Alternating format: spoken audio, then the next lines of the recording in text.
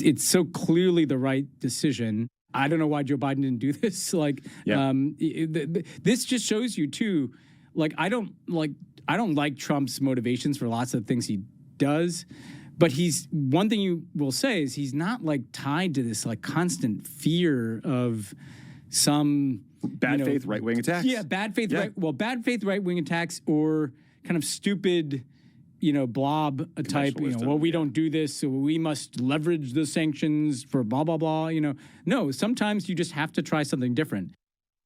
All right, here now with reaction, former New York Congressman Anthony D'Esposito, along with lawyer and Republican strategist Ford O'Connell and journalist and the author of Second Class, Batya Ungar-Sargon. All right, Batya, I'm going to start with you here.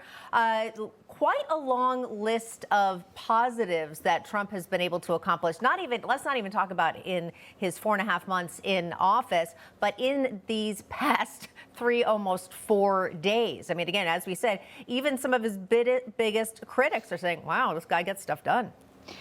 You know how you can tell that this is a world-altering, historic trip that Trump has just taken? Because there is a complete media blackout about it on the liberal channels and in the liberal media. They are simply refusing to cover it because it is that momentous. President Trump just accomplished something I did not think I would see in my lifetime, and I think we're going to look back on this moment as the beginning of not just a golden era for the United States, but for the world. He effectively threw out the sort of neoconservative consensus of nation building and exporting American values, into the Middle East of the Bush era, but also the Obama era insistence that everybody wants what we have and everybody shares our values, even in these Muslim countries. Neither of those things are good or true. What Trump said was, I have one priority. It is the sons and daughters of the American working class. And I am going to go to the ends of the earth to make sure that they no longer get fed into the maw of pointless wars, and that all of these countries that are so wealthy take all of those trillions of dollars, $3 trillion, and invest them back here in America's working class. That is what the president just did. It is historic and world-altering and nation-altering. The only nation we're building now is this one, and we're going to look back on this as the moment that it started. Congressman, also it brings stability to that region just as well. You create trade deals with the United States.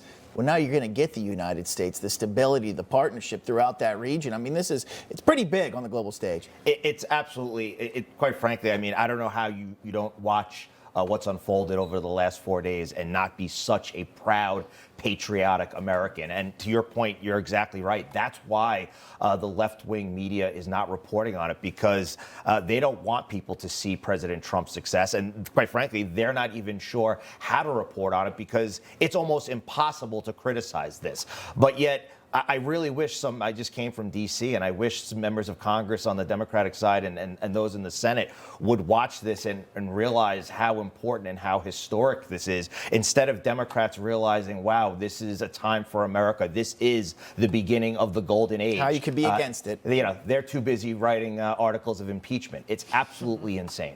Yeah, Ford, I'm sure that you have similar thoughts here, but also I think the fact that this is a president, a man who is, I will say, fearless, has no problem saying, all right, it's been done this way for however many decades. I don't care. It's not working. Change it. And then just sit tight, chill out, and wait for things to turn around. Of course, I'm referencing the tariffs there. But he's been doing that across the board with pretty much everything. And to me, a fearless leader is exactly what America needs. Well, that's exactly right. An outside-of-the-box president took an outside-of-the-box approach to the Middle East, and it's working beyond anyone's expectations. You're going to have $3 to $4 trillion in U.S. investment, to Batya's point, but he believes that peace in the Middle East can be achieved by prosperity and stability. And frankly, it's all about having a prosperous Saudi Arabia working with Israel. And let me tell you, he says we could have an Iran nuclear deal. If that does indeed occur, and we do have stable peace in the Middle East, he should get the Nobel Peace Prize. All right, Congressman D'Esposito, Ford O'Connell, Batya Ungar-Sargon, fantastic conversation. Great talking to all of you. Appreciate it. Thank you so much. Thank you. Thanks, guys.